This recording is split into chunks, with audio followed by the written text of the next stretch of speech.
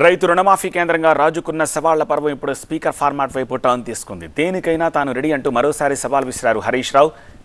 సీస పద్యం కాదు, స్పీకర్ ఫార్మాట్లో రాజీనామా పత్రం రెడీ చేసుకోంటూ ప్రతి సవాల్ విసిరారు సీఎం రేవంత్ రెడ్డి. ఆ ఇద్దరి డైలాగ్ వారు చూద్దాం.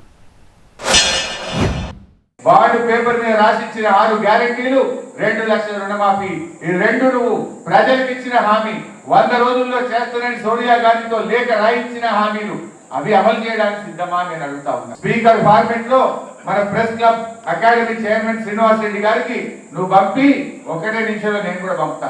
నువ్వు కూడా స్పీకర్ ఫార్మెట్ లో press academy chairman Srinivas Reddy గారికి పంపు, నేను కూడా 1 నిమిషంలో పంపడానికి సిద్ధంగా ఉన్నా. రైతు రుణమాఫీ కాదు, ఇంకేంటి ఒక కండిషన్లు చెప్పి ఇవన్నీ చేసి ఇంత పెద్ద లేఖ రాసుకొచ్చారు. రాజీనామా లేఖ అట్లా ఉండదు. నాకు ఎవరో చూపించారు, మొత్తం సీసపత్యం రాసిండు అందులో, వాళ్ళ మామ చెప్పిందంతా. రాజీనామా లేఖ ప్రిస్క్రైబ్డ్ ఫార్మెట్లో స్పీకర్ గారు ఒక ఫార్మెట్ ఇస్తాడు. వారికోస్ వెయిన్స్ వ్యాధికి కేవలం 30 నిమిషాల్లో చికిత్స. కాల్ చేయండి 9989527715. దాంట్లో ఒక్క పదము పొల్లు పోయినా ఆ కాగితమే చెల్లదు. మళ్ళీ ఈయన సీసపద్యం అంతా రాసుకోవచ్చండి. సీసపద్యం రాజీనామా పత్రం చెల్తుందా? పెద్ద తెలివి అనుకుంటుండే ఆయన. మాకు పదవి కొత్త కాదు, ఎమ్మెల్యే పదవి కోసం మేము పాకులాడే వ్యక్తిని కాదు. ఇవాళ ఏమున్నాయి తెలంగాణలో? నాడేమో ఓటుకు నోటు, నేడేమో ఓటుకు ఒట్టు. ఇవాళ దేవుళ్ళ మీద ఒట్టు పెట్టి రాజకీయం చేస్తున్నాం. తాటి చెట్టు లెక్క పెరుగుతే కాదు నాయన, మోకాళ్ళలో కాదు అరికాళ్ళకు పోయినట్టు నీ తెలివితేటలు హరీష్ రావు.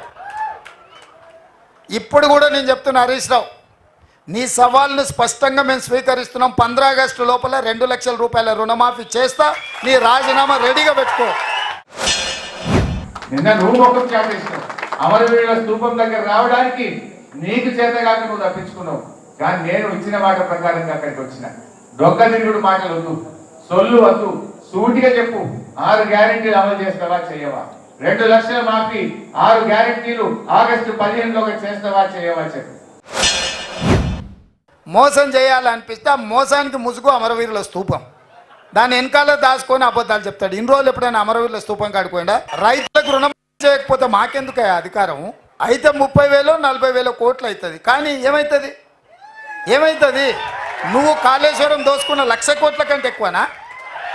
హైదరాబాద్ చుట్టూతో నువ్వు ఆక్రమించుకున్న వేలాది ఎకరాల కంటే ఎక్కువనా? మీలాగా దోపిడీ చేయకుండా 1 సంవత్సరం నేను కడుపు కట్టుకుంటున్నానంటే ఆ 40,000 కోట్ల రూపాయలు బ్యాంకులకు ఎడవసేత్తో చెల్లిస్తాను నేను.